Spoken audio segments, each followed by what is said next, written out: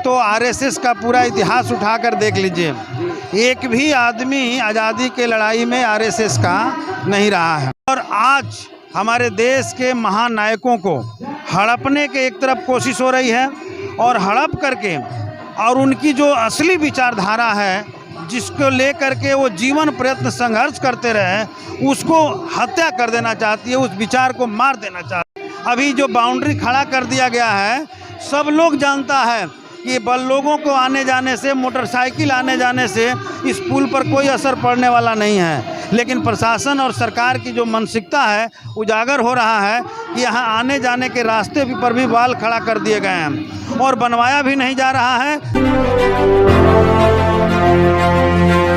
देश में जिसने संविधान दिया, जिसने लोकतंत्र का असली महत्व समझाया, जिनको हम लोग बाबा साहब भीमराव अंबेडकर कहते हैं, जिनके नाम से पूरे विश्व में एक तरह से देखा जाए तो संविधान को लेकर काफ़ी चर्चा होती है।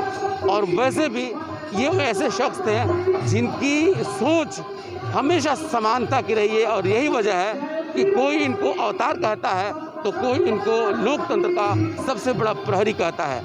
आज बाबा साहब भीमराव अंबेडकर का परिनिर्वाण दिवस है और सिवान के अंबेडकर पार्क में काफ़ी धूमधाम से मनाया जा रहा है। इस अवसर पे लगभग सिवान और पूरे बिहार के लोग हर जगह उत्सव मना रहे हैं। मेरे साथ यहाँ पे जीरादेई के माननीय विधायक अमरजीत कुशवाहा जी हैं और दरौली के माननीय विधायक सत्येंद्र राम जी हैं, जो कि यहाँ पर महापरिनिर्वाण दिवस में बाबा साहब को फूल अर्जित करके। और पहले तो स्वागत है विधायक जी S24 न्यूज़ में। आज बाबा साहब का परिनिर्वाण दिवस है और इस मौके पर आप सबका भी स्वागत है और पूरे हिंदुस्तान वासियों को हम ये संदेश देना चाहते हैं कि आज का दिन हम लोगों के लिए ज़रूर दुखद है, लेकिन इस मामले में सुखद है कि ऐसे महापुरुष को हम लोग याद कर रहे हैं जिन्होंने हमारे देश को संविधान दिया, जिन्होंने समाज के दबे कुचले सबसे वंचित तबका का उस ज़माने में आवाज़ बन करके उभरे थे और काफ़ी संघर्ष करके अपने ज़माने में उन्होंने अपनी पढ़ाई पूरी की और भारत का संविधान का ड्राफ्टिंग बहुत बेहतर तरीक़ा से किया। वही वजह है कि आज भी हम लोग कुछ अधिकार हासिल किए हुए हैं। लेकिन आज हम देख रहे हैं कि जब से हमारे देश की सरकार, नरेंद्र मोदी जी की सरकार सत्ता पर बैठी है, बाबा साहब के संविधान को, हमारे देश के लोकतंत्र को तहस नहस करने में लगी हुई है। लगातार इस पर हमले हो रहे हैं, संविधान को ख़त्म करने की साजिश की जा रही है।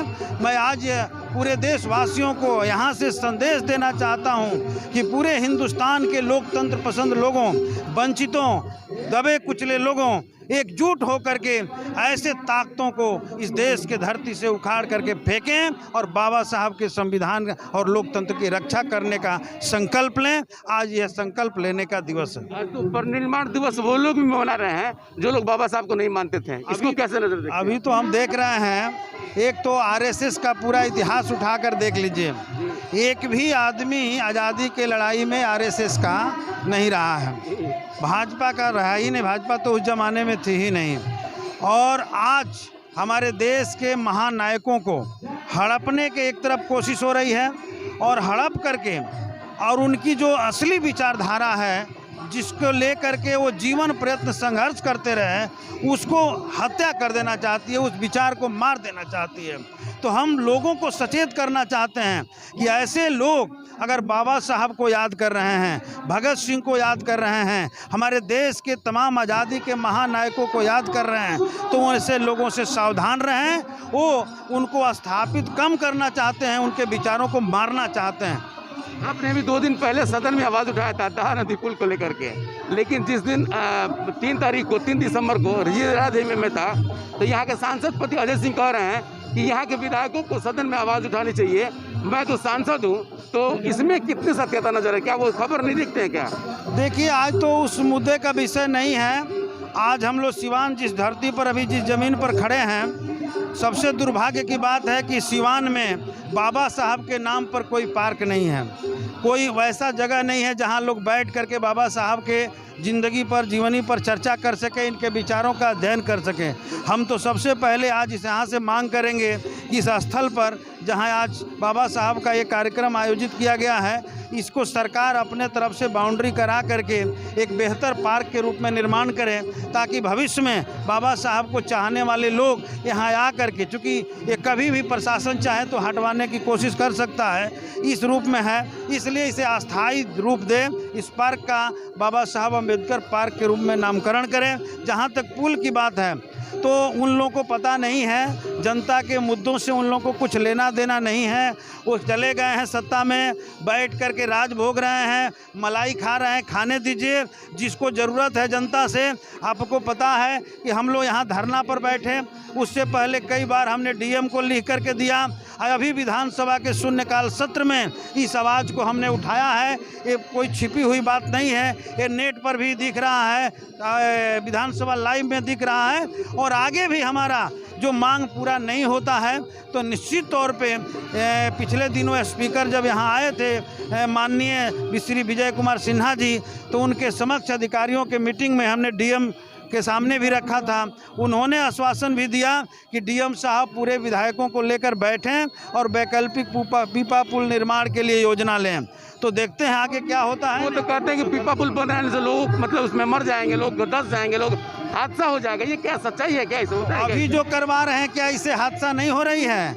अभी जो बाउंड्री खड़ा कर दिया गया है, सब लोग जानता है कि लोगों को आने जाने से, मोटरसाइकिल आने जाने से इस पुल पर कोई असर पड़ने वाला नहीं है। लेकिन प्रशासन और सरकार की जो मानसिकता है उजागर हो रहा है कि यहाँ आने जाने के रास्ते पर भी वाल खड़ा कर दिए गए हैं और बनवाया भी नहीं जा रहा है। 10 किलोमीटर दूरी तय करके लोग आ रहे हैं, जा रहे हैं। इतनी कठिनाई के बाद ये सरकार संवेदनहीन बनी हुई है, तब इसकी बात को हम क्या कहें, इस प्रशासन के क्या कहें। इसलिए हमारी मांग है कि जल्द से जल्द वो पीपा पुल बने और इस स्थल पर अम्बेडकर पार्क का सरकार की ओर से निर्माण। माले के द्वारा भी पूरे बिहार में, देश में आज 6 दिसंबर को बाबरी मस्जिद के शहादत दिवस को मना रहे हैं। हम एकता दिवस के रूप में मना रहे हैं और बाबरी मस्जिद के तोड़ने वालों को सज़ा मिले, इसकी मांग भी हम लोग कर रहे हैं। हमारी पार्टी के नेतृत्व में अभी कुछ देर पहले मार्च निकलेगा और वो कार्यक्रम भी होगा। बिल्कुल, ये थे अमरजीत कुशवाहा जी, जिन्होंने बहुत ही बेबाकी से अपनी बात कही।